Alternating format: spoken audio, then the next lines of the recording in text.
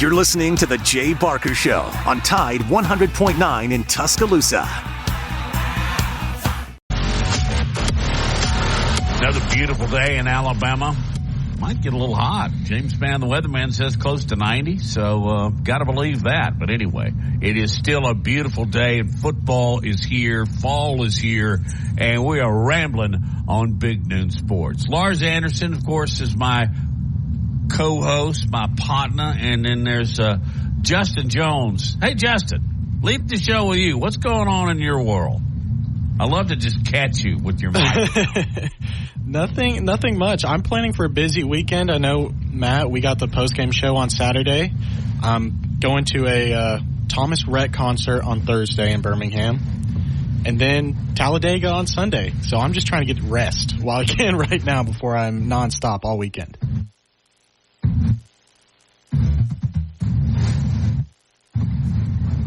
Oh, did we lose you? Lars, are you still there? Of course. The second I jump in here to the show, we lose both Matt and Lars. We're going to work on getting them back together.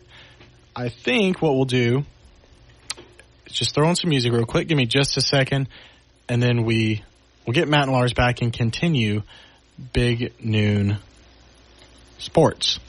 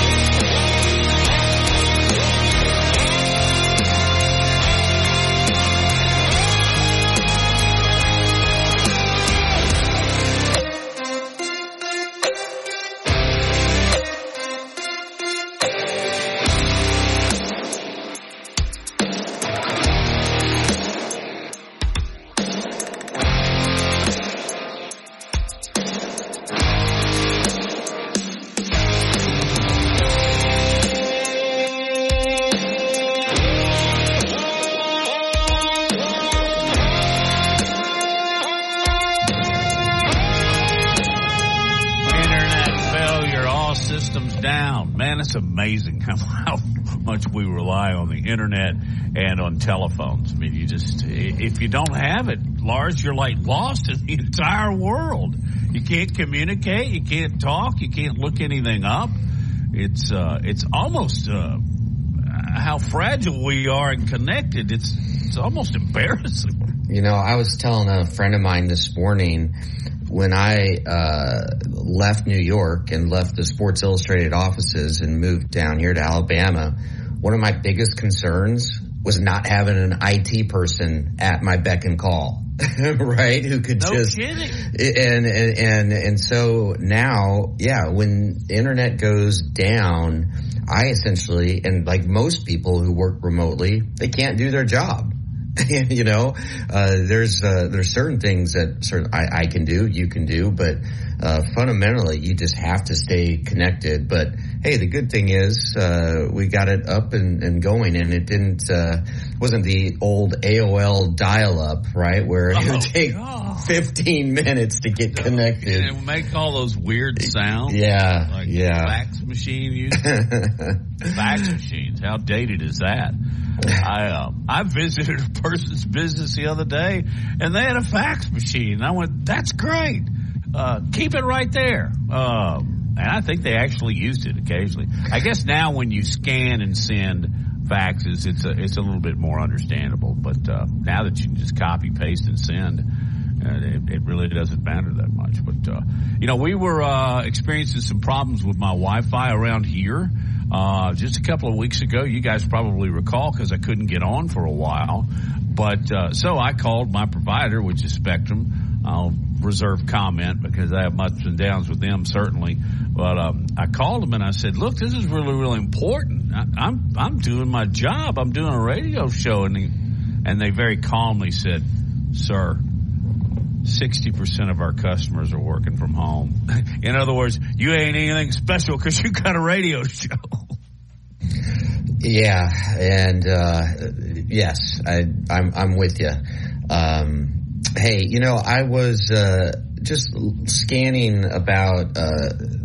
some stories this morning, and the New York Post is just infatuated with Alabama, and the Post ran a piece about Alabama and their betting odds to win the national championship.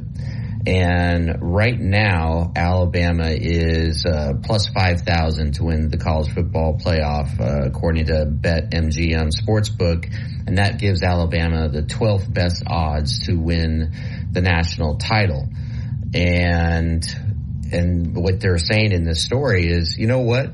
You might want to buy this right now, because you can make a case that this is a time to put some money on Alabama, because the odds are so long, because, they still have Nick Saban. They still have star players up and down the lineup. Defense. They're 15.5-point favorites on the road against Mississippi State. And I think a convincing win over the Bulldogs, you'll see Alabama's odds go up, right, to win the national title. But then after that, you just look at the schedule. They travel to Texas A&M in week 6. But then they get the benefit. They got Arkansas, LSU, and Tennessee all at home. And I think the game with LSU on November 4th is essentially going to be a college football playoff elimination game. And then, Alabama would have to navigate Auburn, of course, and then most likely Georgia in the SEC championship game to get into the college football playoff. But they're capable of doing it. They have the talent, and they just need to get more consistent play, as we've talked about, at the quarterback position. But the good thing is, I believe in the second half of the game on Saturday, it's like Alabama and Jalen Milroe, they figured out who they are, right? And I think Jalen is going to play to his strengths, and I think the play calling is going to play to his strengths as well. I mean, one thing, his intermediate passing game is not great, right? We all know that. But man, he throws a beautiful deep ball. And an accurate deep ball. Does that make sense, though? Let me just stop right there. You can hit a guy 45 yards down the field, but then you have trouble with 15. Is that a Chuck Knobloch thing? Well, I think it's a reading the defense thing, because you've seen on his interceptions this year, he's just locked in on one guy. Right, and it's the corners and safeties who are reading his eyes, and he needs to get off of that first read, or if he wants to make that, if he believes that his first read is going to be open, shift your eyes to the other side of the field and then come back, right? Because that will freeze the safety and the corner, and give you a better chance of, say, hitting that 10-yard out route, he's got the arm. He has shown accuracy. He is so dynamic with the ball in his hands, and he's electrifying as a runner. I mean, he's an exciting player.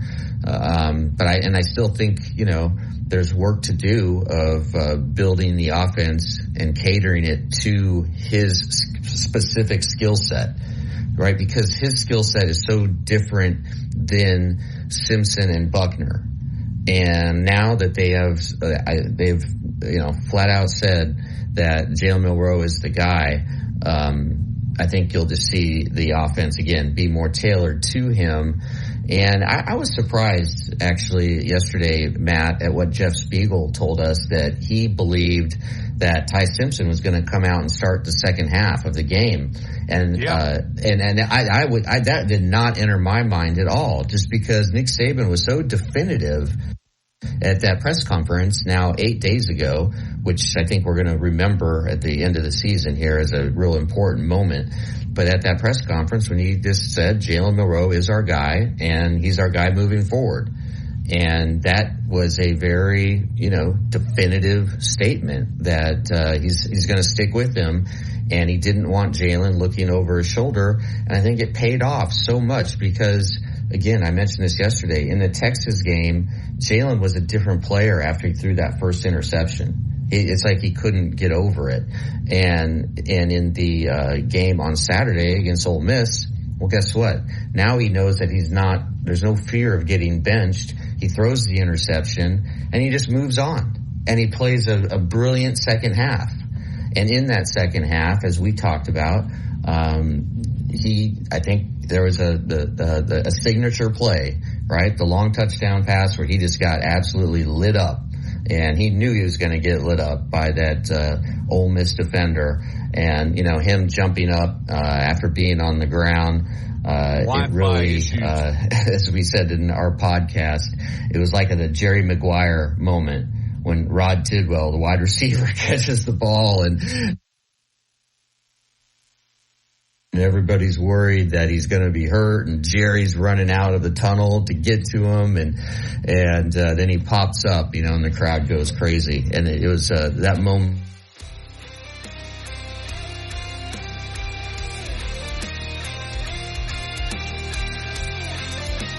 Again, we're battling some issues here at the Tide 109 studios with Big Noon Sports, but conveniently, it is about time for our first break, so we'll go ahead and hit a break. And when we come back, we'll have Matt and Lars continuing their discussion with Alabama football, what's coming up this weekend with Mississippi State, as well as Jalen Milroe and the rest of the team.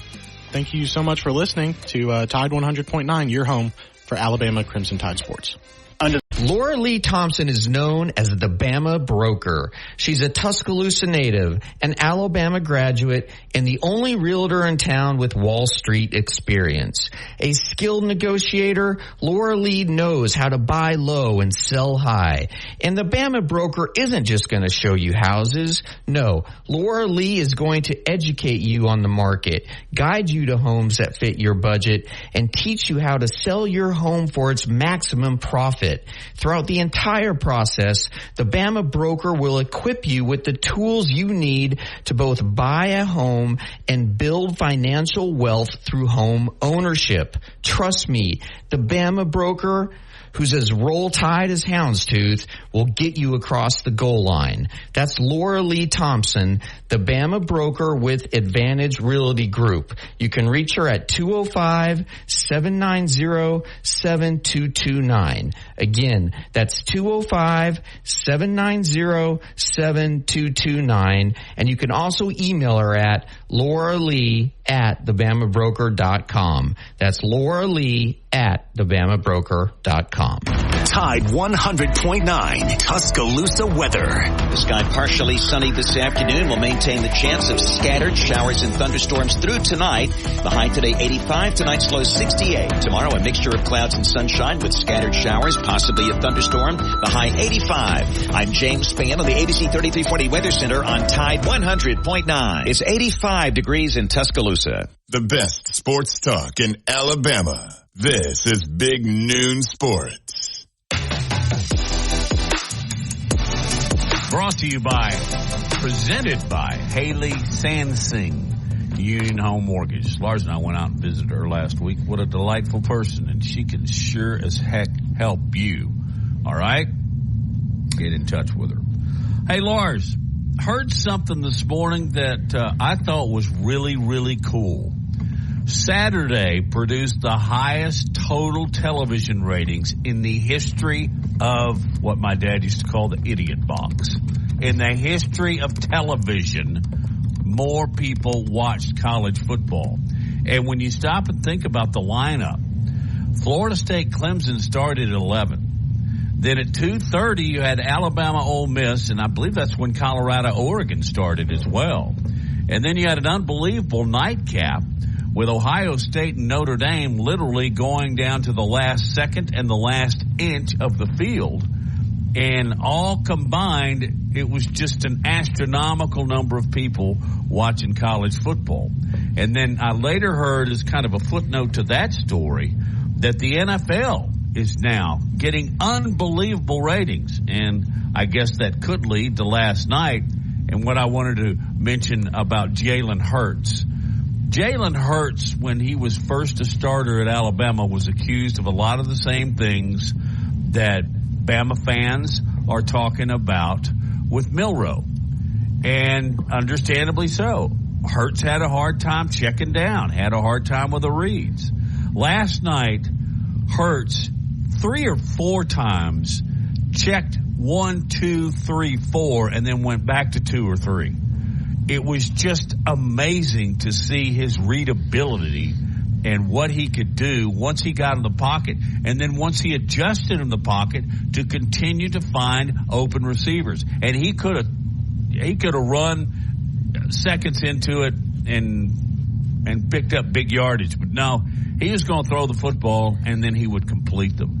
And I just marveled at how good he was last night, and it made me think patience, like Saban says, is really a virtue now when it comes to Jalen Milroe.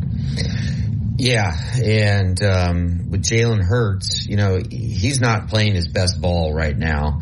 He had a couple interceptions, but you're exactly right. I mean, just the way that he is seeing the field is just incredible for the most part. Again, not his best game last night. And what's scary for the rest of the NFC is that the Eagles haven't even come close to playing their best football, and they're 3-0. I mean, this Eagles team, to me, they look like, I know everybody's really high on San Francisco, but I would take Jalen Hurts over Brock Purdy every single day. And just, I don't think I've ever seen a quarterback improve as much as Jalen Hurts has from when he was a freshman at Alabama to what he was, last year and in the Super Bowl, and continues to be. I mean, he is just really an incredible football player, and that's just, I think, is a testament to his hard work. I think it was really smart for him to transfer to Oklahoma and be under the tutelage of Lincoln Riley for 2 seasons. Was it 2 seasons? I think, or maybe it was 1. I don't remember. 2. So, I mean, Matt, is there a quarterback in your mind who has made as big of strides as Jalen Hurts? It looks like we lost Matt. Lars. Okay. But I would throw, I think up until this season, a lot of people would have said Josh Allen, but he's kind of fallen off.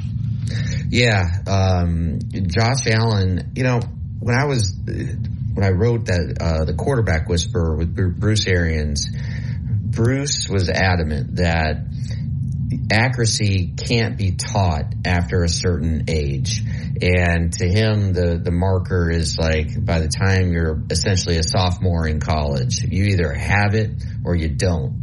And Josh Allen, he didn't really have it when he was playing at Wyoming, but he did, the big arm and everything. But man, he has come on, and he still tries to be Superman out there too much, and he takes a lot of big hits. And you can do that when you're a younger player and as big as he is, but he's got to be smarter about protecting himself. Otherwise, his career is going to be cut short. And with Jalen, I mean, it is just so remarkable the improvement he has made with his accuracy, his ability to see the field, his understanding of what defenses are doing to him. But I also want to go back to what Matt was just talking about the Nielsen ratings for college football this last weekend. The number one, the most watched game, and this really shouldn't come as a surprise, it was all about Deion Sanders, right? And the most watched game was the blowout. Colorado at Oregon had 10 million, 10.03 million, which is crazy. And then you have Ohio State Notre Dame had 9.98 million viewers. Florida State Clemson 6.71. The fourth most watched game was Ole Miss at Alabama with 4.61 mil. Fifth watch was Iowa at Penn State 2.75. Then you have 6th, USC at Arizona State. 7 was Texas at Baylor. 8, Arkansas at LSU. 9, Auburn at Texas A&M. And 10 was Oklahoma at Cincinnati. And even that game garnered $2.17 million. So, just a great slate of college football games. And you know what? The nation watched. What was your favorite game of the weekend, Justin? I think definitely the Alabama game, probably. I mean, that's a little biased, but I also liked, of course, in the NFL watching Tua, because I've been a firm Tua believer, despite the popular opinion to like hate on him for no reason. So I was so happy to see him kind of prove people wrong and go out there and dismantle the Broncos. Yeah. I really enjoyed that Ohio State Notre Dame game, and just the gritty performance by Ohio State coming back and winning the game winning it on the last play of the game, just with brute force up the middle. And I just want to. But they're not physical enough. They're not yeah, right. Laura Lee Thompson, the Bama broker, is fact checking me, and she just texted me that Jalen was at Oklahoma for 1 year as a graduate transfer. Yes, and you know what? We've had this debate: is Jalen more? Do Alabama fans have more of a right to claim him, or do Oklahoma fans have more of a right to claim him? I would argue that Alabama fans do. What do you think about that one, Matt? They had him longer. You know, does that make a difference? Well, Alabama had him longer. Right, right. Yeah, and he graduated from Alabama. He's an Alabama graduate. Yeah, but he got his master's at OU. Is that correct? Yeah, I think he did. Laura Lee will. Yeah, Laura Lee will get. She'll figure that out. Yes, she'll get out the bottom of that. But yeah. So hey, why don't we try to fix some of our technical issues? Let's take a break here. And we'll be right back. You're listening to Big Noon Sports.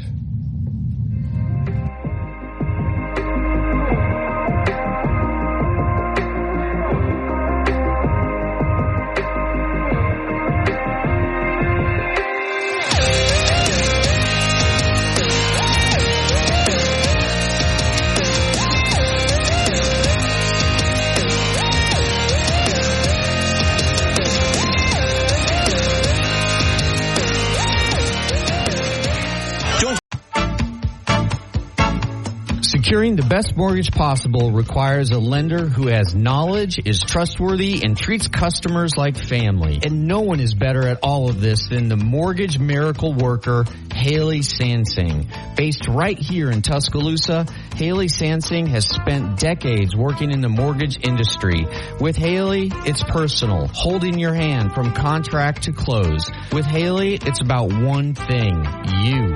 Call Haley on her cell, yes, her cell, 205-792-1813. That's 205-792-1813. Let Haley help you. NLMS number 230376. Hey, this is Reagan, owner of R&R Cigars, the Cigar Mansion in downtown Tuscaloosa, located at 2703 6th Street across from the Home 2 Suites. Come down to R&R and see why we're the ultimate cigar and bourbon experience. With over 165 bourbons and 5 private barrels, our selection of bourbon is unmatched. We have the best cocktails around and our cigar selection is legendary. Our lounge and service are world class. Come and experience the luxury of the mansion and see why it's a world-renowned cigar and spirits destination. From our home base in Birmingham, Alabama, we are here treating patients from every generation across the United States and from around the world. We're here for the rookies and the dreamers trying to make a name for themselves. We are here for the achievers who are resilient and won't take no for an answer. We're here for the coaches, athletic trainers, and mentors who are shaping the next generation of legends. We are here for you, aggressively pursuing victory over injury. Learn more at andrewsportsmedicine.com. Laura Lee Thompson is known as the Bama Broker. She's a Tuscaloosa native, an Alabama graduate, and the only realtor in town with Wall Street experience. A skilled negotiator, Laura Lee knows how to buy low and sell high. And the Bama Broker isn't just going to show you houses. No, Laura Lee is going to educate you on the market, guide you to homes that fit your budget, and teach you how to sell your home for its maximum profit. Throughout the entire process, the Bama Broker will equip you with the tools you need to both buy a home and build financial wealth through home ownership. Trust me, the Bama Broker, who's as roll tide as houndstooth, will get you across the goal line. That's Laura Lee Thompson, the Bama Broker with Advantage Realty Group. You can reach her at 205-790-7229. Again, that's 205-790-7229. And you can also email her at lauralee@thebamabroker.com. That's Laura Lee @thebamabroker.com. Securing the best mortgage possible requires a lender who has knowledge, is trustworthy, and treats customers like family. And no one is better at all of this than the mortgage miracle worker, Haley Sansing. Based right here in Tuscaloosa, Haley Sansing has spent decades working in the mortgage industry. With Haley, it's personal, holding your hand from contract to close. With Haley, it's about one thing, you. Call Haley on her cell, yes, her cell, 205-792-1813. That's 205-792-1813. Let Haley help you. NLMS number 230376. From T-Town to the Plains, this is Alabama's most in-depth analysis on the SEC. This is Big Noon Sports. Indeed, it's Big Noon Sports. Kerry Clark's our guest in a moment. Lars, you had one little addition to our previous conversation. Yes, I just have to talk again about the Swift effect, the Taylor Swift effect on Travis Kelce and the NFL. No, I'm serious. This is unbelievable. No, Matt, this is unbelievable. I know, 400% increase in jersey sales. And added more than 300,000 followers to his social. And I think, look, the Swift Kelce situation absolutely upstaged the fact that it was announced that Usher will perform at the halftime of the Super Bowl. And just wait, Sunday night, there's going to be millions and millions of young people who don't give a crap about the NFL. They're going to tune in to watch Kansas City and Kelce and will Taylor Swift be there, play the Jets. I'm telling you, this may be the highest rated game in NFL history, and it's because of Taylor Swift. Just for a shot and a glimpse of her in a luxury suite cursing? Is that what all these people are watching for? Yeah. Well, whatever she's interested in, whatever she is interested in, her fans are interested in. You know, it's really incredible. And now there's rumors. Is her popularity higher than the Beatles? In terms of numbers, I think you'd have to say yes. But yes. In terms of percentage, I don't know. Soon with Taylor Swift as a percentage, as were the Beatles in '63. I don't know. I wasn't around in '63, but I do like she. It appears that there was Taylor was in Kelce's suite at Arrowhead Stadium, and the cameras caught her up there, obviously cheering on. And then when Travis Kelce scores a touchdown, she yells, "Let's effing go!" And she's there with sitting next to Travis Kelce's mom. And so people were waiting outside of the suite for her to emerge, right? Camera phones ready to record. And she never did. But what did come out, and nobody noticed at the time, was a popcorn machine that had a big popcorn machine that had a cover over it. And that's, I'm telling you, that everybody is saying that is how she got out undetected. It's magic. Pulling Taylor Swift out of a popcorn box. Yeah, and apparently how she gets out of concerts is she hides in like a custodian cart. And they have one of her bodyguards dressed up as a custodian to push her out. First of all, that's the most clever, or is it cleverest? Help me, Mr. Grammar.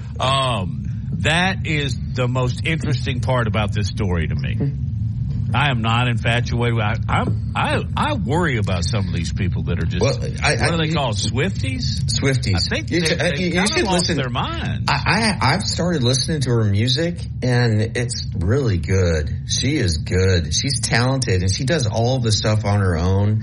There's a documentary that she did that was on her, sort of commissioned by her, but that follows her around, and it is so revealing, and she has so much talent. I have so much respect for her because of the work that she puts in, and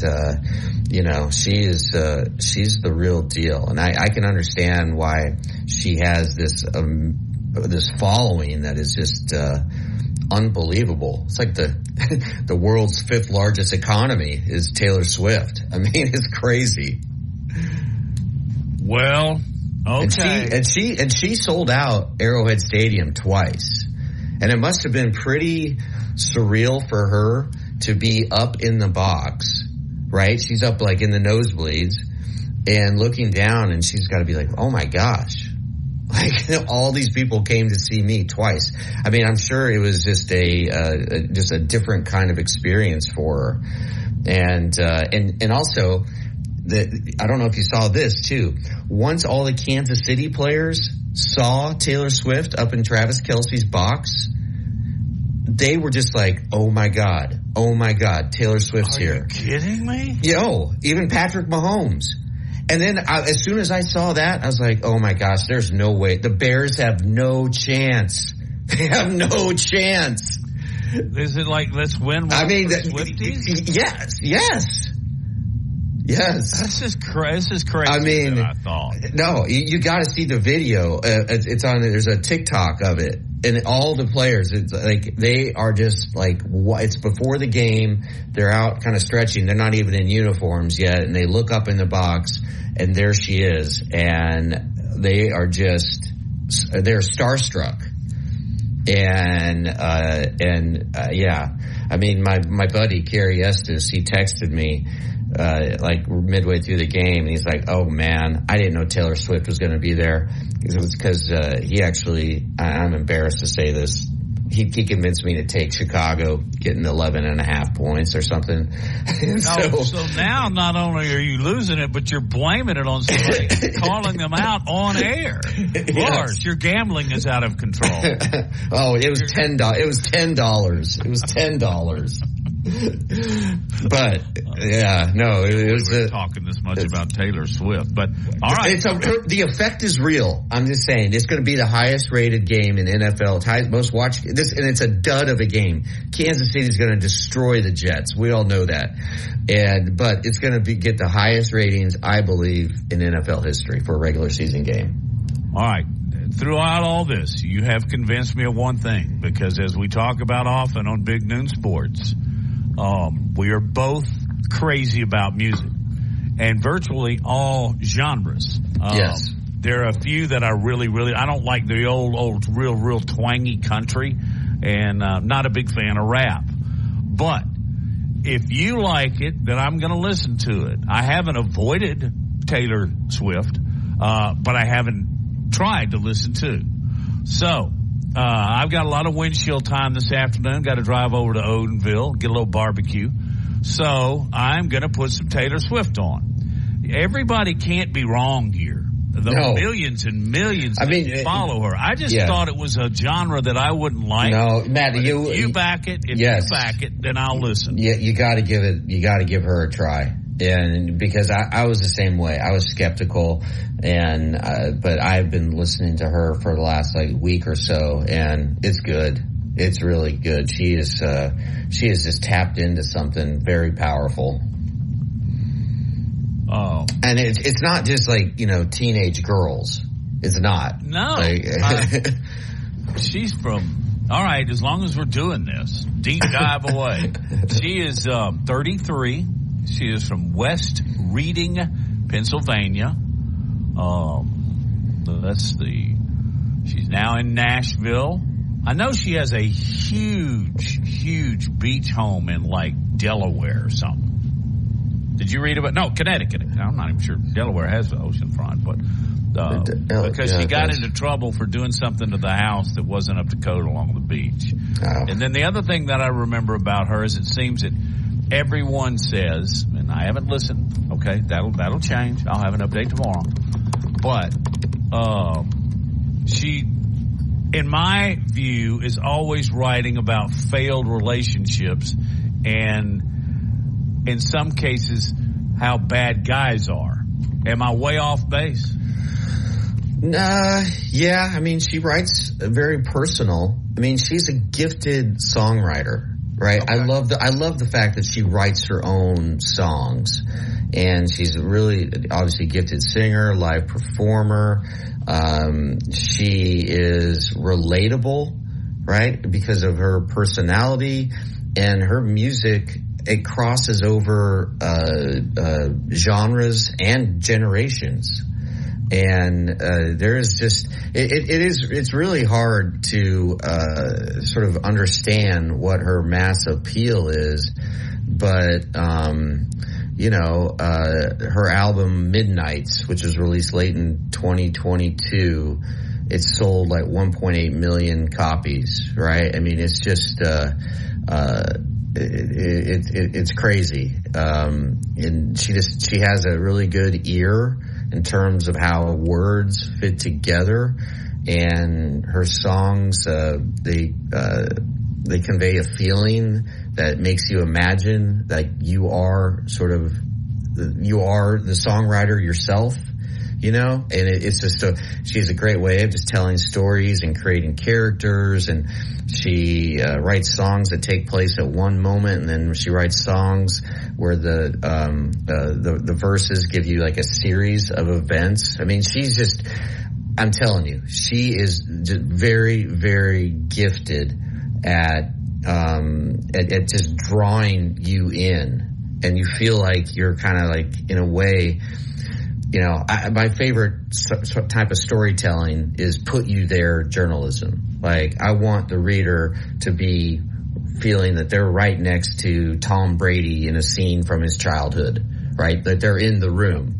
And that's what she does with her songs. It's like you're right there with her. There's like a sense of empathy that you feel. And it's, okay, I'll stop. I could go on. You are really going on a little Swifty tirade here. I'd like to get back to some football, if that's okay. Yeah. Okay. All right. Now, but quickly, more info, and then we're going to bring on Carrie. She was named after James Taylor. Okay, I love that. Yeah. Her grandmother was an opera singer. Okay. All right. I'll listen to her. Right now, we'll get the opinion from Carrie Clark, who's a partner of mine on the weekend, a longtime broadcaster and writer in the city of Tuscaloosa. Appreciate him joining us. Hey, you want to weigh in on this Taylor Swift commentary? Carrie, how are you? I'm doing well. All I will say is I did not know she was named after James Taylor. That's impressive. Good fun fact. I didn't either. That is a good fun fact. Yeah, she had very affluent parents. You ought to see the house she grew up in. It's just absolutely beautiful. One of those colonial old Pennsylvania homes, because it was in Pennsylvania. All right. Carrie, do you listen to her on a regular basis? That's the only question I'm going to ask you about her. No, sir. Okay. All right. I'm going to try it at Laura's suggestion. All right. Let's get your view. You and I talked about it extensively at Walk-Ons Saturday evening. But for those that didn't hear you then, go over particularly first half versus second half with Alabama and their win over Ole Miss. It was a tale of two halves. It was the worst of times. It was the best of times. What I saw in the first half, I felt like it was a flashback of the 1982 Alabama season that ended up in Bear Bryant's resignation. As is so eloquently pointed out in the book Chasing the Bear, which I was happy to review a few years ago. Thank you, Lars. But thank you for that. So you're welcome. And but in the second half, I saw a team that looked like a typical Saban team, a team that lined up and hit the other team in the mouth, not just on offense, but on defense as well. Anytime, I'm going to tell you what, you can play against a Lane Kiffin offense 50 times, and if you hold them to 10 every time, you're either going to go 50-0 or 49-1. And by holding them to 10 points, the way Alabama did throughout the game, it was incredible. I would have never. I think I picked a score of something like 31-24, and I was off a bit. But the way that Alabama lined up in the second half on offense and defense was reminiscent of a typical Saban team, and it was encouraging to see. Last year, it was much later in the season. Last year, the Ole Miss game was somewhat of a turnaround for Alabama on offense, and maybe that will be the case this year, even though it was earlier in the season. But Lane Kiffin, for some reason, he has a way of bringing out the best in Alabama's offenses. I'm sure it didn't hurt having Pete Golding on the headsets over there, but Lane himself is the man in charge. And, you know, you wonder how many losses it's going to take by Lane Kiffin to Nick Saban before people keep wanting him to be the successor. Hopefully this was the one that put the final nail in his Alabama coffin. Yeah, I think you're right. And his social media shenanigans aren't helping his cause with the Alabama fan base. What were you surprised? Let's go back to last week. Last Monday, Nick Saban comes out as a press conference and says Jalen Milroe has earned the right to be the starter. And he certainly suggested in forceful language that he is the starter moving forward. One, were you surprised by that? And then two, was there any question in your mind that Jalen would start the second half after struggling in the first half? Were you expecting to see Ty Simpson? And also just, you know, your general thoughts on how the quarterback situation has been managed. Part one of the question, I was very surprised, Lars, that he made that announcement so early in the week, because that's not typically how he operates. Normally he would say that the competition is ongoing and we'll let you know Saturday who's starting. It's not what he did. He looked at the tape and he evaluated the situation and he got up there at the press conference Monday, and I was blown away that he did that. Part two, on the second half thing, I feel like that they don't trust either of the backups to win an SEC game at this point in time. Yes, it was interesting that they used Ty Simpson on the 2-point conversion, and he was successful on that, but that was the only play he played. I feel like even though that Milroe, in my estimation, going into the game, was the lesser of three evils at quarterback for Alabama, which is not something you say often, I feel he was the lesser of three evils, but at the same time, he was the lesser of three evils. So I feel like that Saban felt like he did not have a choice but to play him in the second half because, frankly, Lars and Matt, that's who the team wants out there. They haven't allowed either of the other two guys to win the huddle or the locker room. They have allowed Milroe to do that, and he's done that. And because of that, he's the one in charge, and also, to a lesser degree, the fact that he has the most experience. Is that what finally pushed Saban to name him as a starter? Is it because the team wanted him? Partially, but also the fact that when they looked at the tape, he was, I hate to beat this dead horse, but he was the lesser of three evils. He, you know, as bad as he played in the Texas game, they saw things in that game, like 2 touchdowns taken off the board, and the ability to hit the long ball, the ability to scramble for yardage, the ability to make the change move on design quarterback runs that are pre-called. And all those things were taken into account when the decision was made to play him. And all those things were taken into account by Tommy Rees when he made the game plan for Ole Miss. Several things were taken out of the offense. It was simplified. We always used to hear about Jeremy Pruitt simplifying the defense. Well, Tommy Rees simplified the offense against Ole Miss, and they got the 24 points they needed to win the game, and the rest is history. But they made things easier for Milroe on reads. They took several plays out of the playbook that he had struggled on, and as a result, he played with more confidence and, at least in the second half, more execution. Hey, on the note, the locker room, winning the quarterback, was there dissension? Is there dissension among this football team? Not at the quarterback position. No. They all want Milroe. He's their guy. You know, he's the one that took the receivers to Tampa over the summer on his own. And he's the one that's been there the longest. He's the one that's been through more 7-on-7s and more scrimmages and more practices and more even sitting on the sidelines of games. They all know him. They all wanted him. The only hint of dissension I'm aware of, Matt, occurred in the quarterback room itself when Tommy Rees a couple weeks ago, after the Texas game, asked Milroe to explain some of the reads he made, and he was unable to explain them, and there was a little verbal tete-a-tete between the offensive coordinator and the quarterback, and that got back to Saban, and I believe that had a whole lot to do with Milroe not playing in Tampa. So I've had that from more than one source. I'm not going to use the word suspension, but in effect, that's what it was. Yeah, I still don't understand what happened in Tampa. I mean, that was the most alarming performance of a Nick Saban Alabama team that I've ever seen. I mean, and this goes all the way back to I think it was, but then look, Nick Saban was still building the team, right, when they lost to Lyle Monroe. But this team, I'm telling you, this is just my opinion, that what transpired in Tampa, it suggested to me that there's big time locker room issues. And is it too much of a stretch to say that the players were ticked off that Jalen wasn't starting? No, I don't think it's a stretch at all. And I think you saw that on the lack of effort on the play that we were zoomed out on due to weather issues with Jermaine Burton on the long touchdown pass, that if he had made more of an effort to catch it instead of letting it sail between his fingertips, who knows who'd be the quarterback right now. Yeah, that's a really good point. That's a really good point.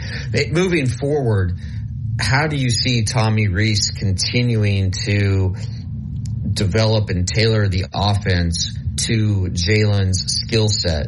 Because it seems to me, look, the other two guys, Buckner and Simpson, they are very, very different players than Milroe, right? And so now that the offense, now that it's been decided that Jalen's the guy, how moving forward is Tommy Rees going to tailor the offense to him? I think it's going to be a rinse and repeat of what we saw against Ole Miss, Lawrence. I think you're going to see design quarterback runs. I think you're going to see more deep balls than normal. And I think you're going to see an emphasis on the running game, especially now that, at least in the second half of the Ole Miss game, the offensive line decided to get out their behinds and do some blocking. And Jase McClellan erupted in that half and in that game, really. And the prior week, Roydell Williams erupted. So we know they can block when they have to. I don't know why it took this long this season for that to come out. But I think you'll see more design runs by the running backs. I think you'll see more design runs by the quarterback. I think you'll see more deep throws. And then they'll add a wrinkle or two at some point, like maybe bubble screens, things like that, that they know he can complete. What he's got to work on and what he showed signs of improvement on was mid-range. The Ole Miss game was the first time I had seen Milroe complete any mid-range passes, and he had 2 or 3 in that game, and I was like, wow, who's this guy? But he did it. And that will be a smaller part of the game plan because that's not his strength. But, again, deep throws, design quarterback runs, and more of a just pound it type philosophy. And they're playing a team this weekend that they should be able to pound on the running game. I agree. Gary, tell everybody where they can read you and hear you throughout the week. Well, I'm just making a transition to being the Alabama beat reporter for Tide 100.9 FM. So I'll have some stories on there. This is currently my final week at TiderInsider.com because of my pending job change Monday to come full-time at Tide. And as far as hearing me, on Friday nights, they can hear my high school shows from 6 to 9 and 10 to 11. And on Saturday nights, they can hear you and I and Mark McGriff 2 hours after the Bama game as we wrap things up on the Tide postgame show. Lots of fun, too. I enjoy working together again, as we many years ago. I guess we worked a little bit together. But anyway, Kerry, thank you, sir, and I'll see you later this week. All right, Matt. Thank y'all for having me. You bet. Indeed. Lars, when you started the show and talking about odds on Alabama winning the national championship, I had a really good question for you and our audience, and I want to pose that to you in just a couple of minutes as you listen to Big Noon Sports presented by Haley Sansing, Union Home Mortgage. Go inside the Alabama Crimson Tide with the Gary Harris Show. Coming up Wednesday morning on the Gary Harris Show at 9 a.m. on Tide 100.9 FM. The NASCAR report with Matt Coulter, plus the Bama football recruiting report with Andrew Bone. And we'll have a guest from Mississippi to preview the Alabama-Mississippi State game from the Bulldogs' perspective. All that and more coming up Wednesday on the Gary Harris Show. Catch the Gary Harris Show Monday through Friday, 9 to 11 a.m. on Tide 100.9 and Tide100.9.com. 100.9 Tuscaloosa weather. The sky partially sunny this afternoon will maintain the chance of scattered showers and thunderstorms through tonight. The high today 85, tonight's low 68. Tomorrow a mixture of clouds and sunshine with scattered showers, possibly a thunderstorm. The high 85. I'm James Spann on the ABC 3340 Weather Center on Tide 100.9. It's 85 degrees in Tuscaloosa. From T-Town to the Plains, this is Alabama's most in-depth analysis on the SEC.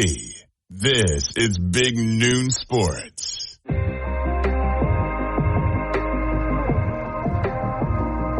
It is Big Noon Sports. Matt, Lars, thanks to Kerry Clark, and also Justin Jones is our producer of Big Noon Sports.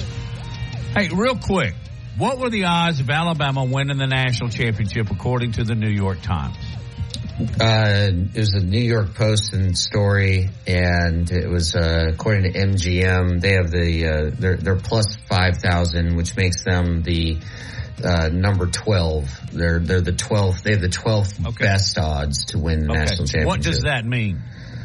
Plus 5,000. As far as betting, I mean, if you bet $100, how much would you win? You know what? You're going to have to. I'll have to get back to you on that. Well, now I see why you're failing miserably at the old gambling game. Well, no, yeah. Yeah. I'm joking with you. It's just a lot easier when you bet games. I understand. I just bet spreads. Basically, sounds like you win a lot. Yes. Yes. Yeah. What is important here is that they're the 12th. They're number 12 in terms of favorites to win the national championship, and the point of the story was that you can get a really good value. And I'll explain. I'll explain all this on the other side. I mean, it's a little bit complicated. 11, the other 11 in front of them, I'd like to know. Yeah. Inquiring minds want to know on Big Noon Sports. Back in a minute.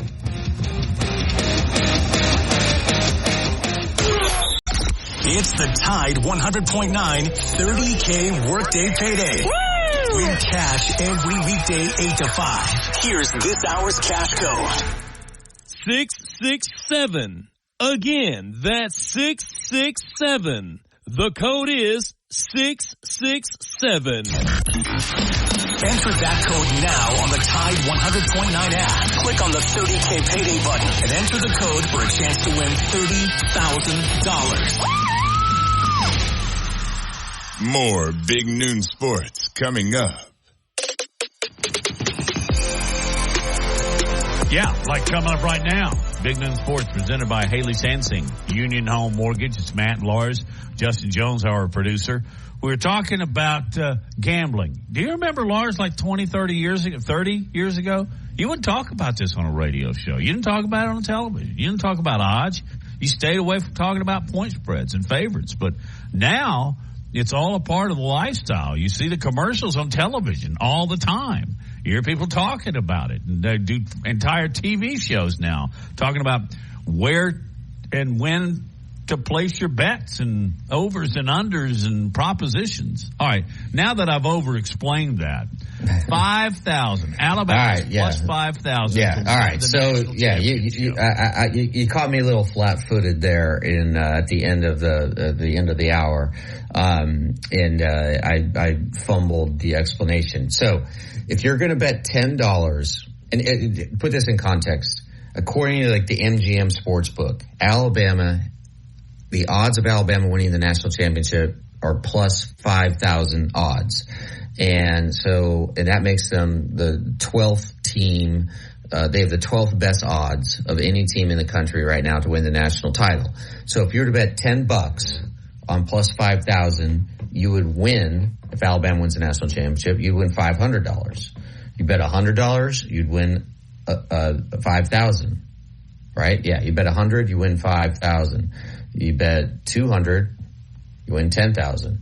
$200 bet with a chance of winning 10,000 is pretty good. However, the implied win probability that the bookmakers have, right? The implied win probability of plus 5,000 is 1.96%.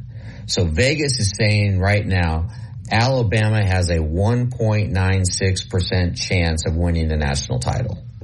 And that exactly works out mathematically as to why it's 50-1. Yeah.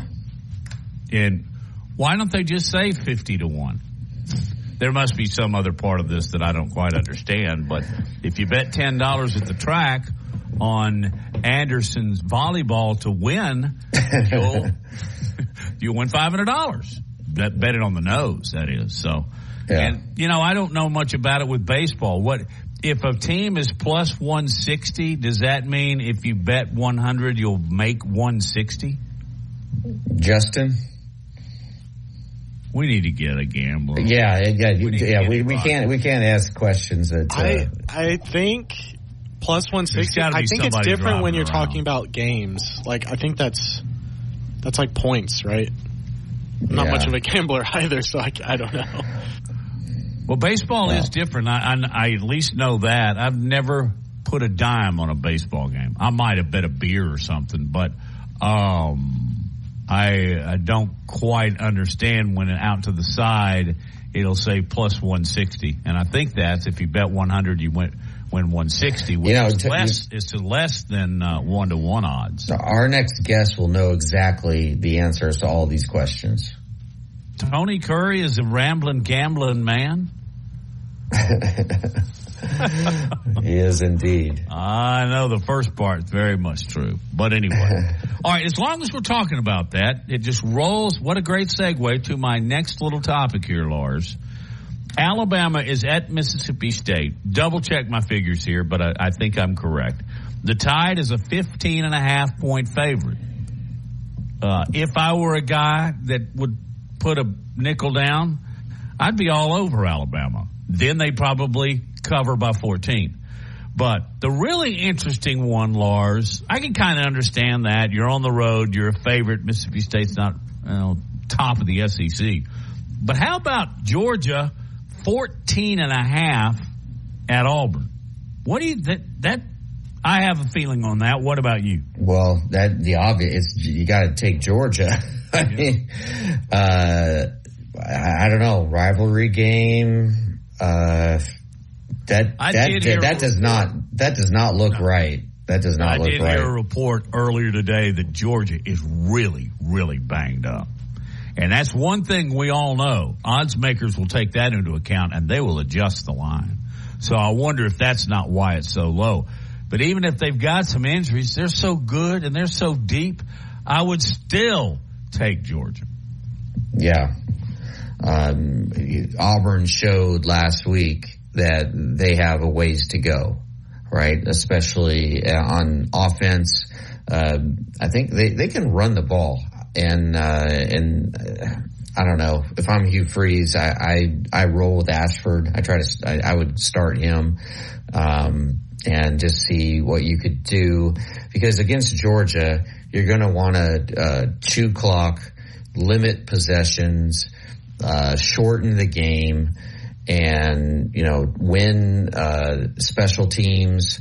Try to win turnover battle, make it kind of a slugfest, not a track meet, and see if you can, gut out a victory kind of between the tackles. I mean, that's not really Hugh Freeze's style, but you got to play to the strengths of your players, right? You got to tailor the game plan to what your players can do, and throwing the ball down the field is not a strength. When Auburn is playing an SEC team, we saw who they are last week. So, that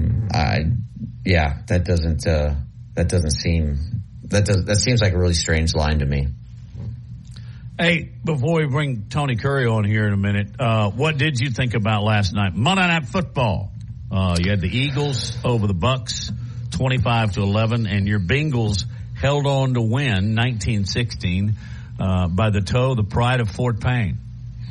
Yeah, Evan McPherson, he missed a 56-yarder at the start of the game, but then came back and was money clutch. And Joe Burrow is clearly hurt, and it's his right calf strain. We don't know if it's the severity of it, but he aggravated it last week at the end of the game in week 2, and there was question all the way up to kickoff whether or not he was going to play. And he ended up going out there. And the thing is, because it's his right calf, when all power comes when you're throwing the ball comes from your legs, and especially that right leg, and it's your calf muscle, because that is your launch leg, right? And Joe just his body is off, and so he really has trouble throwing the ball down the field. He can't scramble, and so he can't really protect himself, and that's such a huge part of his game, is his maneuverability in the pocket, buying more time, making plays off script. He can't do that right now because of the injury. And so what the Bengals did, they just went in shotgun the entire night, and they had Joe just acting like a point guard and getting the ball out of his hands. I think the average was in like 2.1 seconds, and so he's not really pushing the ball down the field, but he's just it's just timing short stuff with his receivers and tight end, and it's kind of ugly, but it worked. And the defense played well enough for them to win. And the Rams, they're a shell of what they were when they won the Super Bowl. I mean, they're missing Cooper Kupp, who's out with an injury. They really don't have a ton of talent on the edge. And Aaron Donald is getting a little bit older, although he was pretty impressive last night. But it was a big win for the Bengals, who are 0-2, and now they're 1-2 going into Tennessee next week, and we'll see if his health improves. But interestingly, Aaron Rodgers has had this injury before, and he texted Joe before the game, just telling him, hey, just battle, do your best. And then after the game, he said, man, you're just such a competitor. There's only a few people in the world who know what kind of pain you're in, and I'm one of them. And you showed leadership and grittiness, because you went out there, you did what you had to do, you got the win, and then you didn't make a big deal of the injury, right? You downplay it, and that's what leaders of the team do. And the guys in the Cincinnati locker room, they see that Joe Burrow is hurting, and he's hurting bad.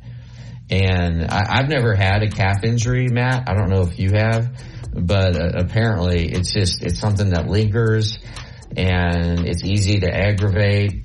And this is something he may be dealing with for the entire season. Can you shoot it up? You really can't, because it's a muscle. It seems like it's a muscle. I mean, you lose the feel down there, or your plant foot. So. Yeah, I don't think you can. I mean, and apparently it's quite painful to be playing through that, and you know, and the thing is, he's vulnerable out there because he can't protect himself. Well, see, like he normally that could. That questions why they played, you know, in my I agree. But let me ask you this as we go to break. Yeah. Did A.J. McCarron dress? He did not. No, he did not. He's on the practice squad. Okay, because he is not on their roster that I just looked up. Yeah, no, he's on the practice squad. They did dress a third quarterback, a kid named Reed Stennett, who nobody's ever heard of. But because they were worried that Joe would go down, and then the backup is Jake Browning, and then if he goes down, you know, you need that third quarterback. So they honestly, I don't think Zach Taylor and the coaching staff knew that Joe could go until right before the game. Well, he gutted it out, and then the toe from Fort Payne made it happen. Tony Curry, we're going to have a blast next on Big Noon Sports, presented by Haley Sansing, Union Home Mortgage.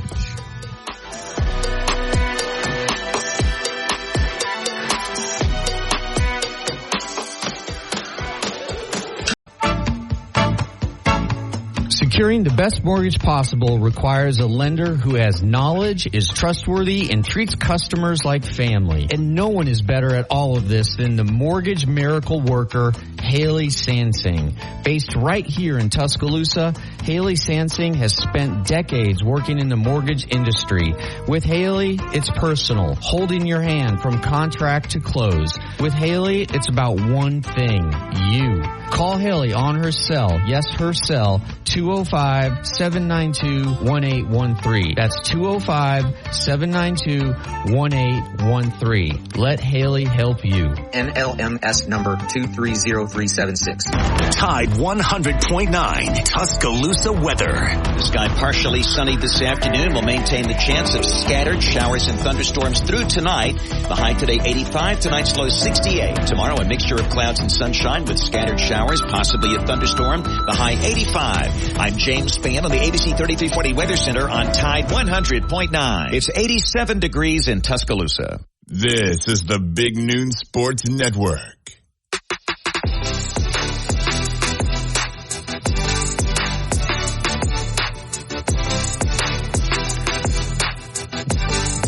Welcome back in to Big Noon Sports.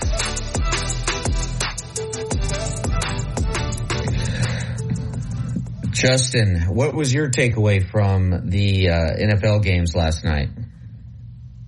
Last night we watched some of it when I got home. It was football. I think the Eagles got off to a slow start, but the Bucs, man, they're going to have a very long season. I think their defense is just not.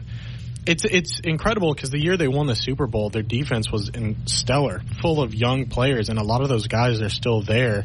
I remember the big story was they retained everybody in the offseason, yet they have not played at that same level since then.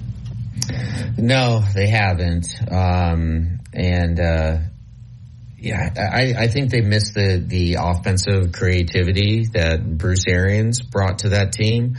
Of course I'm biased because I've, essentially done 2 books with Bruce, but, I don't know. And I really like Todd Bowles. But this is going to be his last shot, at maintaining a job. Tampa Bay did start 2-0. And so, they're 2-1 and still in really good position after 3 weeks. But, all right, we got, the one and only, the legend, Tony Curry with us. Tony, how you doing today? The Big Noon Sports Network, baby. I'm so happy to be on the show. What's going on? Well, what have you been up to, man? What's the latest in your life and your career? Well, first of all, let's talk about that Bengals game last night. A win is a win, and I just could see the pain and suffering in one Joe Burrow's face last night after that game. You could just tell how big of a win that was and the big whiteout they had up there at Cincinnati last night. But, man, what an excruciating game to watch. And, you know, as banged up as he is, and I know that not having training camp was a big part of that. I know he's banged up calf. The fact that he put the ball up 49 times last night should tell you that he's still got a little bit of a push left in that leg. But that was, you want to talk about a difficult game. And I don't know what the numbers are. I know they started 0-2 last year. As a matter of fact, I think they've started 0-2 for the last 5 years. I think the Bengals have. So that should tell you just about how resilient they are. And of course, a lot of it comes in with that line play. But I don't know how many teams have started 0-3, even in a 17-game schedule, how many teams have started 0-3 and made the playoffs. So that was a huge victory last night. You want to talk about Philadelphia, though, man. If I had to put money on a team right now to win the Super Bowl, I don't care how they get it done. But Philadelphia, just from top to bottom, is just a masterful team to watch. They just do what they need to do to win football games. And every time I look up, it's 20-6. They're always winning 20-6 every time I tune in. But happy for my Cincinnati Bengals, and I will be at Nissan Stadium in Tennessee this Sunday to watch them trip up those Tennessee Titans again. So I'm looking forward to that. I know that's been a point of contention for the Tennessee Titans. They hate the Cincinnati Bengals. Another reason why I'm happy to go up there and perhaps watch them win on a late field goal again. Well, I don't think they care for the fact that about 30,000 Bengal fans invade Nashville and, going to Bengal Jim's tailgate, which is becoming more legendary by the game. What were your thoughts on Alabama and Ole Miss before we talk to you about Mike Leach and your friendship and just your remembrance of Mike Leach? I'm going to go back the week before when Texas had a hard time against Wyoming. You had Georgia had a really difficult time against South Carolina. People need to realize it's a 60-minute ball game. And, you watch Alabama, and I put a lot into line spreads. And I know a lot of people like saying that the line spread is what a team's supposed to win by, so you get equal money on either side. That's a bunch of hooey. It is exactly what a team should win by. And whenever a team's covering the spread, then you see that spread go up, and that obviously means that team's getting better. For Alabama to actually cover that spread, I would have taken the other side. I had a friend of mine that had 3 dimes on Ole Miss. He always bets against Alabama. He's the biggest Alabama goober in the world because he does that. So if they win, he's happy, and if they lose, he can make some money. So I get that. But if you're Lane Kiffin, you got to be thinking to yourself, that may have been the best licking my chops opportunity he's probably going to have in quite some time. And they're sitting there nipping tuck the entire ball game. But again, Alabama in the second half, obviously there's some problems offensively speaking. I know that Jalen Milroe, now that he's the man, and I think obviously the more playing time he gets, the better. I was pleasantly surprised how often he ran the football early in that game, but it didn't work. But yeah, just a kind of an ugly, sloppy game. But again, if you just look at that second half and move that second half to the first half, Alabama looked like the old Alabama. It may be more of a 3 yards in a cloud of dust Alabama as opposed to that high-flying Tua Tagovailoa, Jalen Hurts type of offense that we're so used to seeing. But obviously there's a lot of issues that have to be worked out on the offensive side of the ball for Alabama. But right now they got a victory, and of course they're looking forward to going to Mississippi State this weekend as a 14.5-point favorite, and I kind of like that line. Yeah, if I were going to go one way, I would go with Alabama on that one. Wanted to talk to you about a variety of subjects, but you became really good friends with Mike Leach, and we all miss him. I heard their athletic director just talking so fondly about him, and then you read quotes from Nick Saban. The man was just beloved. Tell us how you got to be so tight, and then tell us the halftime story, because that's my favorite. Yeah, I had a headhunter who was working with me to find me some jobs. He flew me to Dallas and Charlotte, and I went to Atlanta to work at the game over there for a little bit when I was looking for my next challenge before I started the TKR radio network. And he gave me a list he goes, listen, I got a list of coaches and connections, and if you can use them in any way to make a podcast out of it or create a tape or whatever you want to do it. So he gave me Saban's phone number, and he gave me Kirby Smart's phone number, and I had, phone numbers of athletic directors from across the country, and there was a phone number for Mike Leach. And, of course, Mike was out there at Washington State. He was having an enormous amount of success out there in Pullman.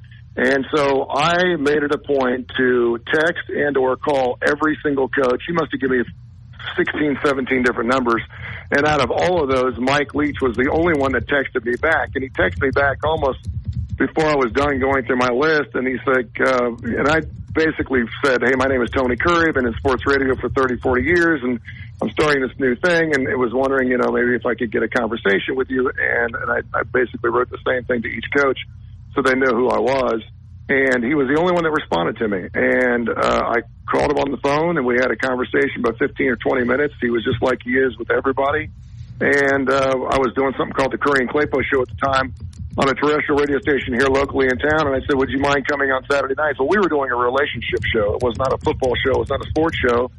And he said, I'd be happy to come on. I said, now we talk about relationships. He goes, I'll talk about whatever you want. And I said, great. And so he would come on every Saturday night, and we would talk X's and O's and talk about his football team. But then we'd also ask him some other questions about some relationship things and about marriage and about breakups and things like that. And, of course, that was right up his alley.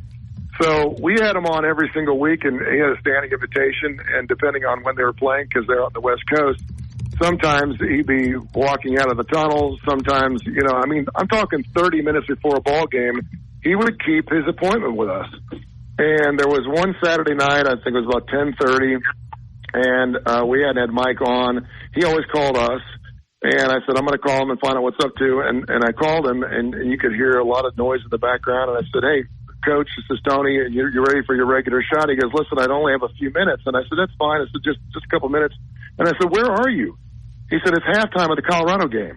I said, pardon me? He goes, we're playing Colorado tonight, you dumbass. And I said, I didn't realize. He goes, look at your schedule. And I said, well, listen, man, I don't want to bother you. And he goes, no. He goes, I got about 3 or 4 minutes before I have to do TV, and then we're going to start the second half. They were up 14-3 at the time. And he said, do you want to do it or not? I said, sure. So we started talking. So that was one of my favorite moments. Another time where I called him, we spoke probably for about 20 minutes. I called him on a Saturday afternoon, and I don't remember why I was calling him on a Saturday afternoon. I think I was just reaching out to him to see how he was doing. He may have had a bad loss the week before. And I spoke with him for about 15 or 16 minutes. We were talking about our families, and he was talking about eating duck sandwiches and how difficult the loss was the previous weekend. And I said, okay, well, are you ready to record something? And he said, I thought we were already recording. And I said, no. I said, I was just talking to you. And so he was willing to come off the shelf and talk about his family life and about some of the personal things he had. And we had a conversation for 15, 20 minutes, and I wasn't even rolling tape. And I said, no. I said, I want to ask you about the upcoming game and everything else. And so he was just a sweetheart of a guy. And I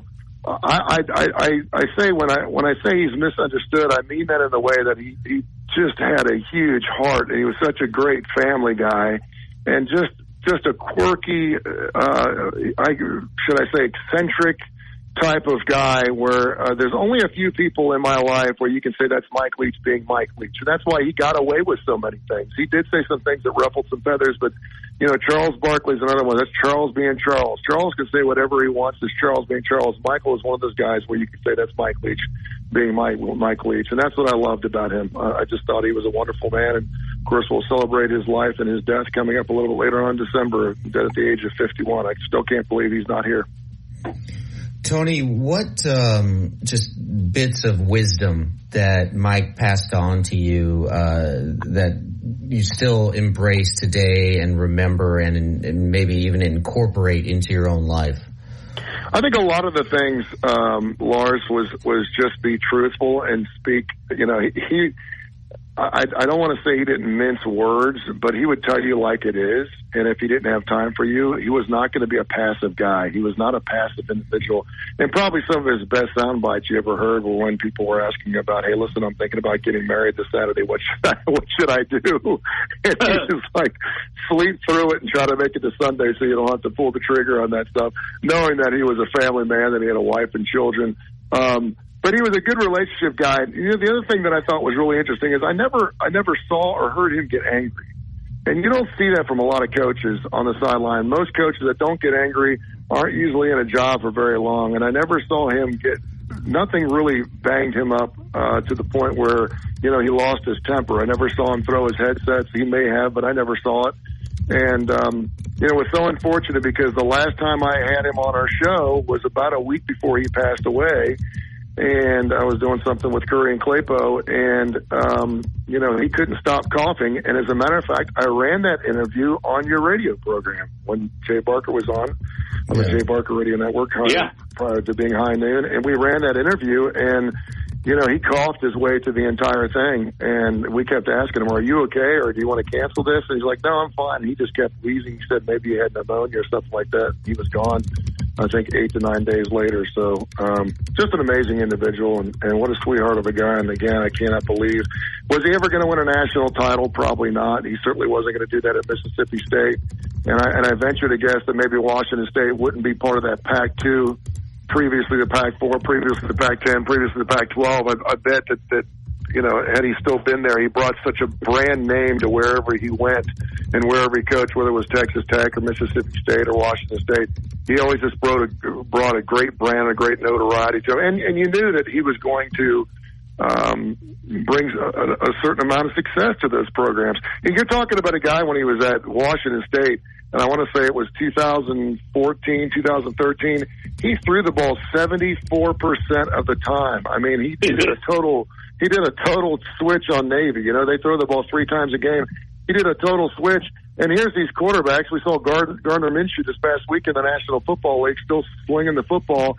It wasn't because these guys were throwing the ball 70 times. It's because he had a great brand and he had a great system. He had the air raid system, a system that a lot of SEC teams still can't figure out. John, can you hang through a break and talk about Auburn and Deion and Prime? Absolutely, I sure can. All right. Tony Curry is our guest if you listen to Big Men Sports. As we go to break, remember the number this hour and your opportunity to win $30,000. The 3-digit code is 667. Dial up the Tide 100.9 app, punch in those numbers, and who knows? You might win $30K. Back in a minute.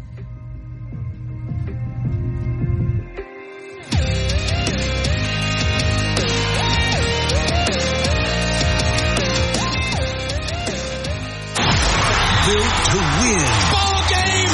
Alabama wins. Built for championship. Heading for the pylon. Get the race. Wins the race. Touchdown, Alabama. Built by Bama. The Crimson Tide play here. Join us Saturday as the Crimson Tide head to Starkville to battle Mississippi State. Our coverage begins at 5 on your home for Alabama football. Brought to you by Birmingham Racecourse. BirminghamRacecourse.com. You can be a winner too. Look at SEC Sports like kudzu on the roadside. This is Big Noon Sports.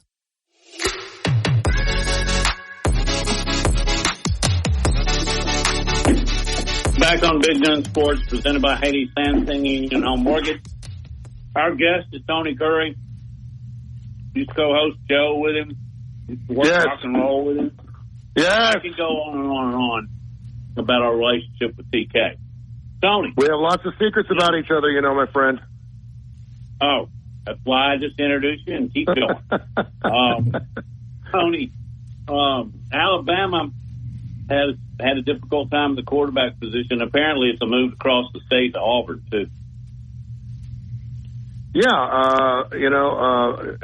obviously they got the loss this past weekend, and now they got this big test against the Georgia Bulldogs. And by the way, we always talk about smelly fish. I am really surprised. I thought that line would be closer to 18 or 19, so I'm surprised it's only 14.5.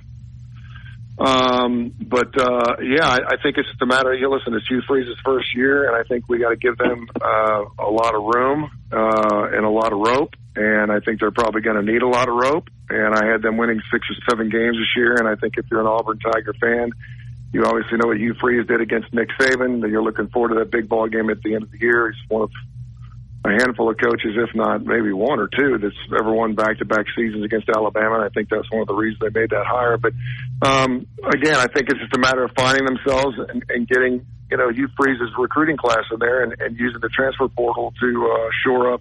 But do I think Hugh Freeze is going to have success there? Absolutely. I think it was a better hire than bringing in Lane Kiffin, because I think what you get with Lane Kiffin is what you get. I think Hugh Freeze has got more room to grow. So I like the hire, and I think they're going to be fine, but I do think it's going to be a couple, 2-3 years down the road before we see what this team's really about. Again, Tony, let's go back to Alabama and just how do you think Nick Saban has handled this quarterback situation? Were you surprised by the performance of South Florida? I mean, there's a lot to unpack here, and let's just do like big picture, your assessment of where Alabama is right now. I think maybe Nick Saban got a little ahead of himself and a little curmudgeon, if you will, when he started Buckner, and then he decided to go with Simpson first before, but he didn't even put Jalen in that ball game, which was really surprising to me. I almost thought that maybe Milroe was in the doghouse somehow, because I could not believe that he didn't get any playing time in that particular game. And then, what do you know? The next week, he's the starting quarterback, and he's the man from this point forward. I think he sees probably the most growth potential in Jalen Milroe, despite the fact that he didn't look particularly good in the first half of that ball game. He did everything he possibly could do to win that football against Ole Miss the following week. But, yeah, what do they say? When you have three, you don't have two? I mean, ask Hugh Freeze. I mean, he said the same thing after weeks 1 and weeks 2, right?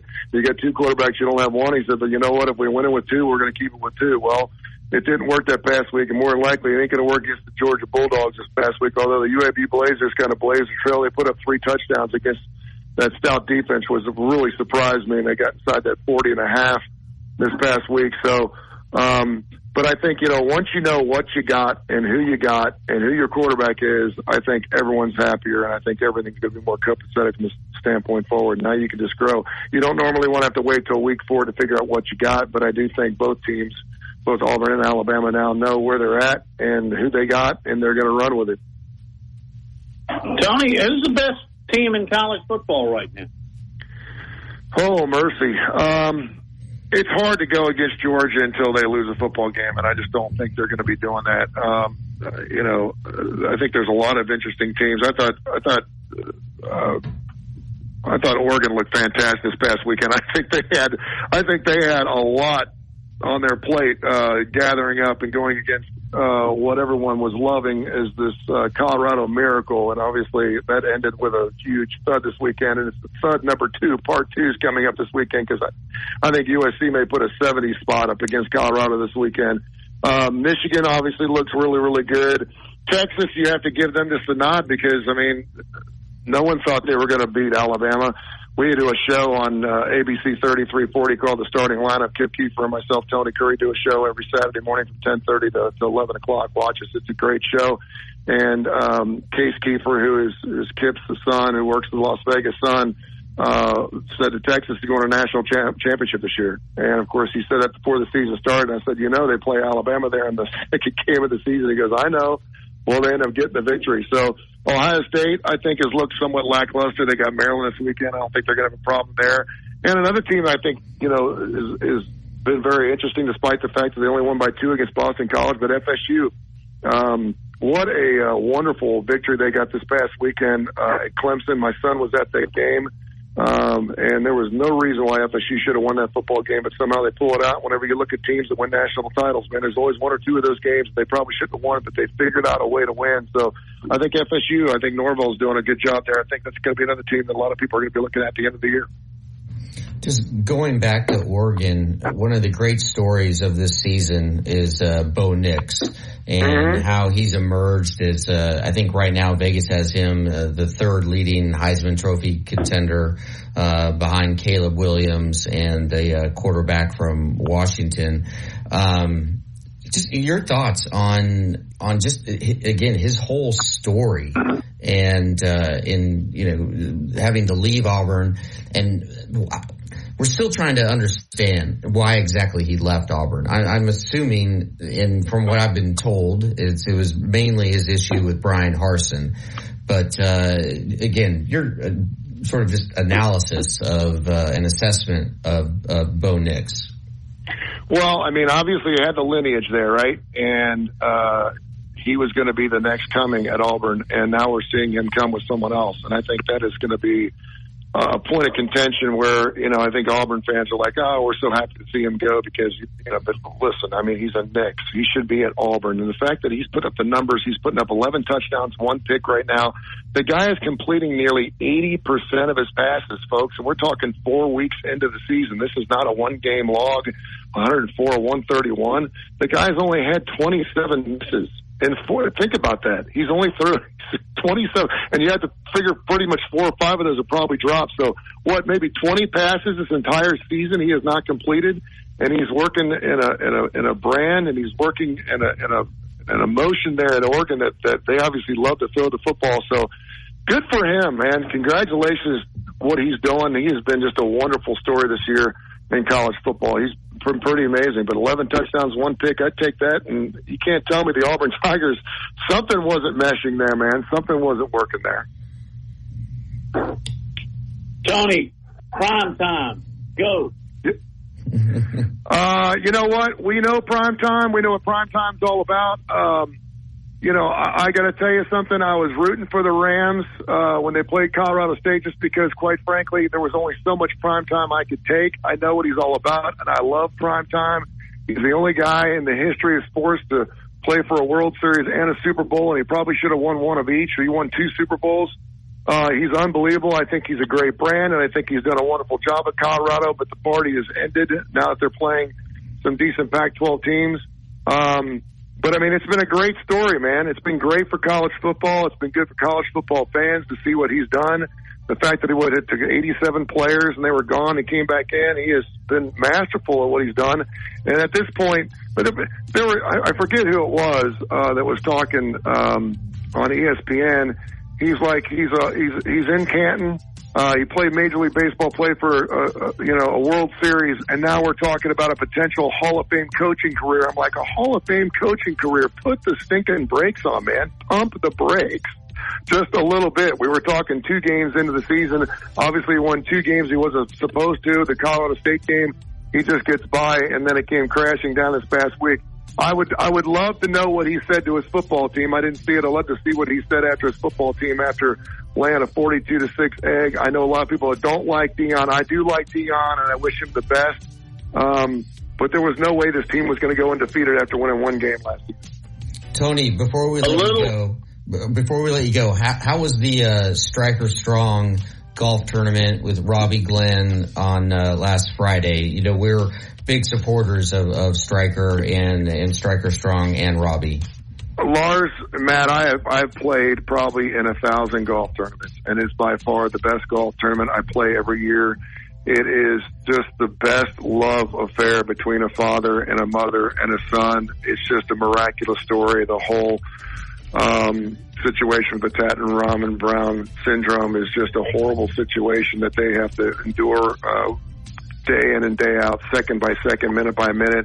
It's just a beautiful love story, and I would implore anyone that gets an opportunity to go to Striker Strong on Facebook and see their story. I know they were on Facebook Live, I guess it was last night, thanking everyone for coming out. But they're using their platform for something that's a beautiful good for all of humankind. It's not just about Tatton-Brown syndrome, but it's also about other individuals with special needs, having a son with special needs of my own. I just love what they do, and my thoughts and prayers are always with them. Tone, tell everybody the 50,000 different platforms you're operating on these days. Yeah, we just started the Tony Curry Radio YouTube channel, so we've got 14 different shows to do on Tony Curry Radio. It's TKR. Please go to the App Store with your Android, Apple, and just search TKR. There's 3 little letters. You get Classic Rock. We're going through a bunch of software updates and stuff, and our brand new YouTube channel now. You can actually see our shows and listen to them. We're on the Tony Curry Radio Podcast Network. But TKR, the 3 letters, download that app, and you'll get Classic Rock to the bone, and I greatly appreciate it. Talk to you soon, Tony. Love you guys. Love you, Tony. Thank you, buddy. Uh-huh.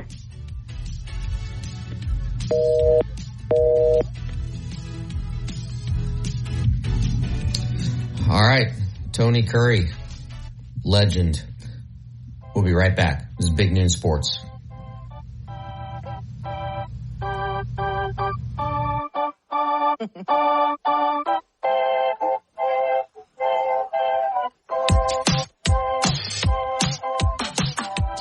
On the next Inside the Locker Room with Coach Wimp Sanderson and Barry Sanderson. Tune in Wednesday. We'll go down to Auburn, talk with Bill Cameron, find out what's going on with the Auburn Tigers as they get ready for the Georgia Bulldogs coming. We'll also take your phone calls, and we'll try to pick it down and figure out if he's making a decision on the Blue Plate Special to be announced on Thursday.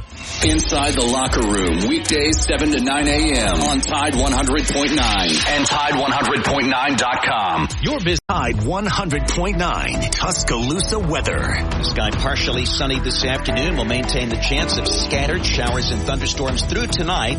The high today 85, tonight's low 68. Tomorrow a mixture of clouds and sunshine with scattered showers, possibly a thunderstorm. The high 85. I'm James Spann on the ABC 3340 Weather Center on Tide 100.9. It's 87 degrees in Tuscaloosa. The best sports talk in Alabama. This is Big Noon Sports.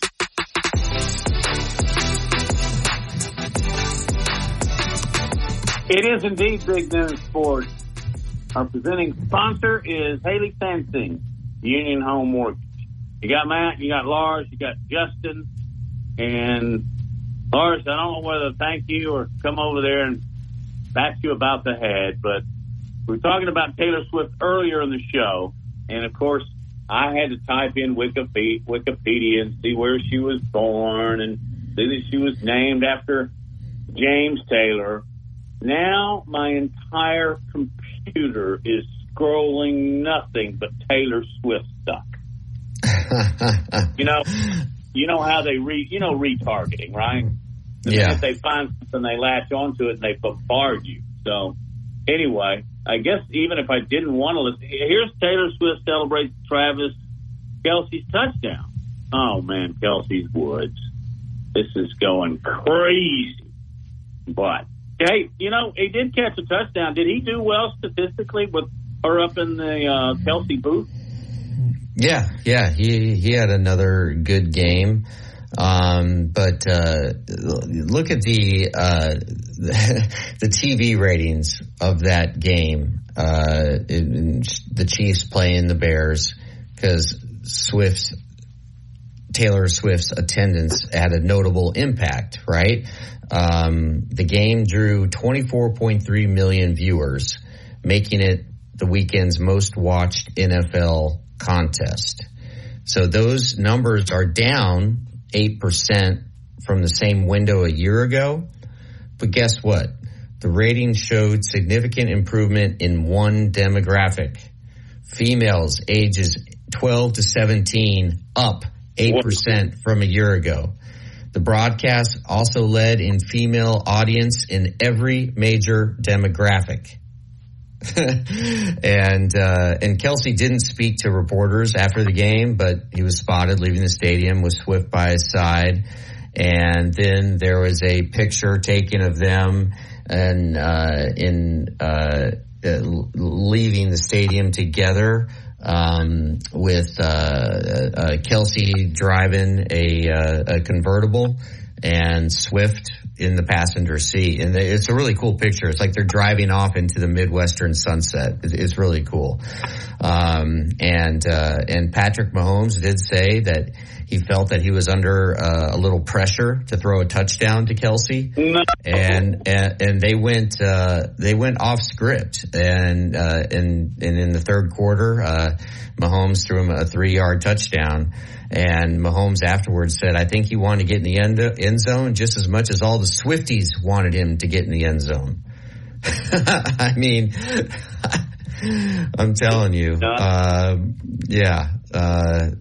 And Taylor Swift, she's currently on break from her Eras tour, which resumes November 9th in Buenos Aires, Argentina. And look, I think, again, the Sunday night game between Kansas City and the Jets, even though Kansas City is going to roll them by about 5 touchdowns, I think it may go down. It may become the most watched game in regular season history. Because of what? Because of Taylor Swift. And just people want to see if she's going to be in attendance and what she's going to do. And do we get any more clues if what their romantic life is really like? But the thing is, when Kelce scored that touchdown, the way she reacted was not just as a fan. That was a reaction of a girlfriend. I mean, it's different. and so it's a pretty intriguing storyline. I'm trying to think of others that would rival that. Would A-Rod and J-Lo? Yeah. Trying to figure out who's worth more. I know it's got to be Taylor Swift. Okay, she's worth $700 million, and Travis is worth $30 million. So, yeah. Any other celebrity datings or marriages involving athletes? Do you remember? Got to be Beckham, right? And one of the Spice Girls, isn't that the top? Yeah. Yeah.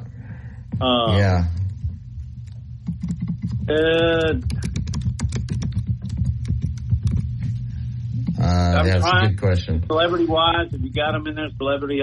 What about a female athlete that dated a famous guy? Any of those? I guess Chris Evert when she was dating Jimmy Connors. Yeah. And then Chris Evert went on and married Greg Norman for a brief time. Yeah. I'm glad she didn't have